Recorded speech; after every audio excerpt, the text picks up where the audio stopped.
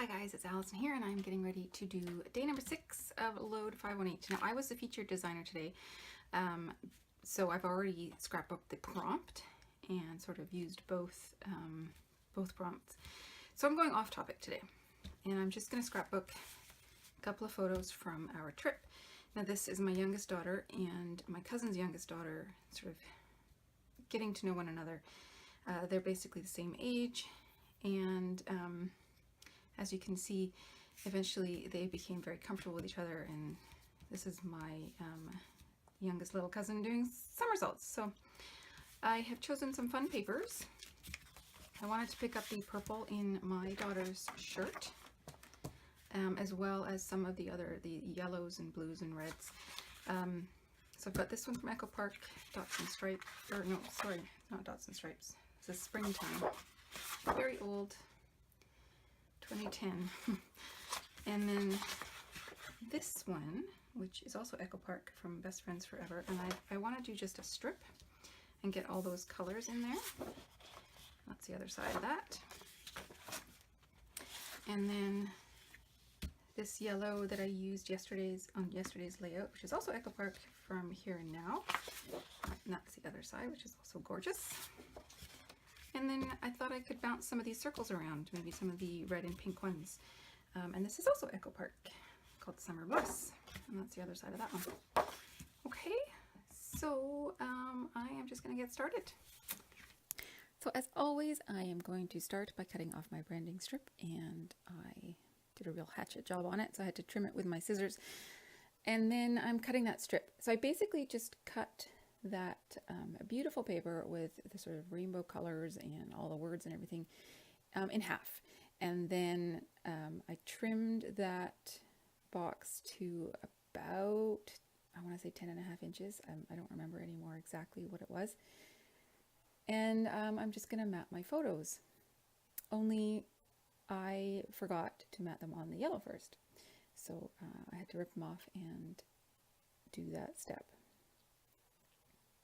I was kind of in a rush making this, and I'm pretty sure I said that yesterday as well. It was another busy day, a couple of field hockey games and a soccer game, and then we decided to go and take the girls to see Infinity Wars. So I was rushing to get this finished before we had to run out and see the movie. As an aside, Infinity Wars, what? Like, can someone explain that to me, please? Anyways.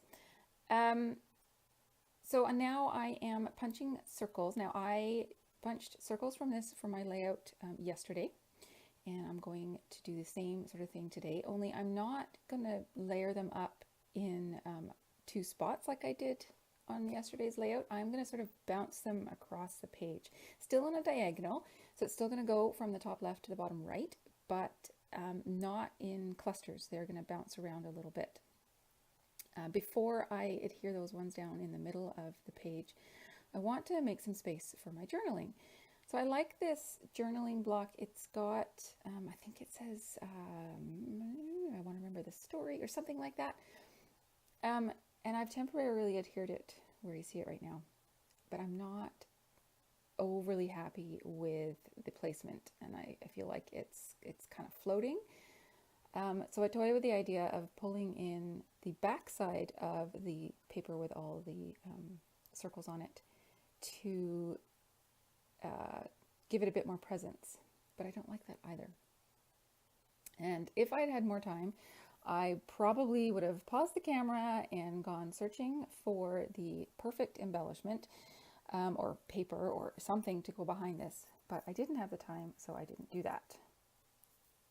Instead, I just moved it down so it's not floating as much. It's more connected with the other papers that are behind the photos. And then I got my journaling in. I know that I have a lot of letter stickers that are in reds and pinks that I want to use for my title.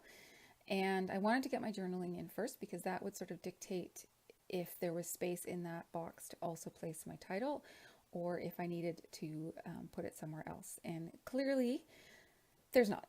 So I had to place the title elsewhere. So I decided to place my title up above, and there's, at the end of the little sort of flag on the top of the journaling box, there's a gap. And I thought that I could use that gap to place part of the title. So that is what I'm doing here.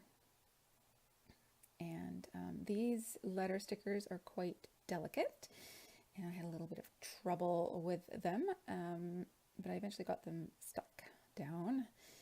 They're beautiful. They're just a bit older, so they are not quite as sticky and have a tendency to sort of fall apart.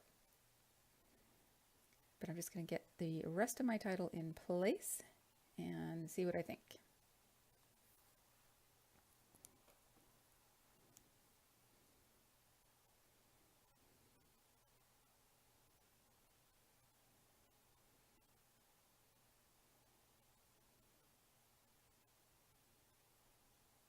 And I'm finding it quite difficult to read. Now, on screen, you probably can't even read it at all. But even in real life, I was finding it quite difficult to read the red and pink against the purple polka dot.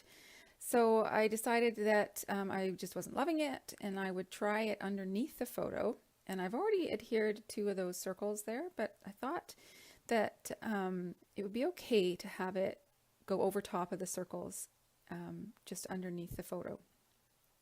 So I'm giving that a shot, and I like this much better.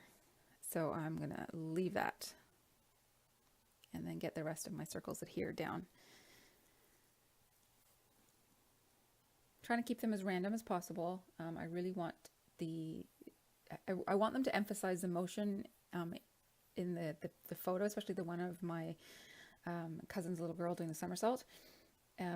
So yeah, I don't want them in any set pattern or anything like that.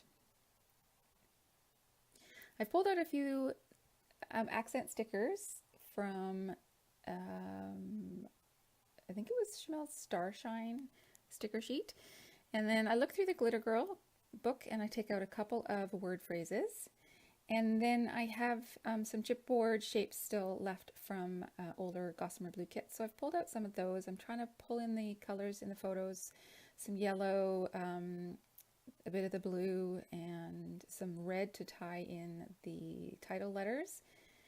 And I'm just working them into the various areas, still trying to keep it top left, bottom right. But there is a little area right above the journaling that has a couple of the circles that I've stuck there. So I know I need to put something there as well, just to make those circles relevant.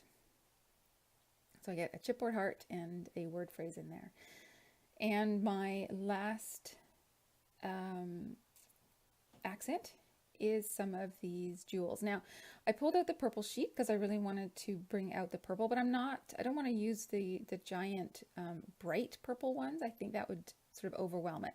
So I'm using, there's like 3 or 4 different sizes on there, and the clear ones are sort of a middle of the road size. So I'm using those, as well as smaller light purple, and then just a couple of the dark purple ones.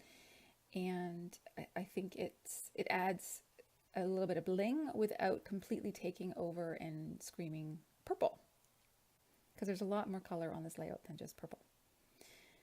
All right, so thank you so much, guys. It was really fun to be the featured designer for today, and then also just to do a layout just for fun and not have to tackle the prompt. So thank you so much for joining me, and I will see you again on day 7. Bye, guys.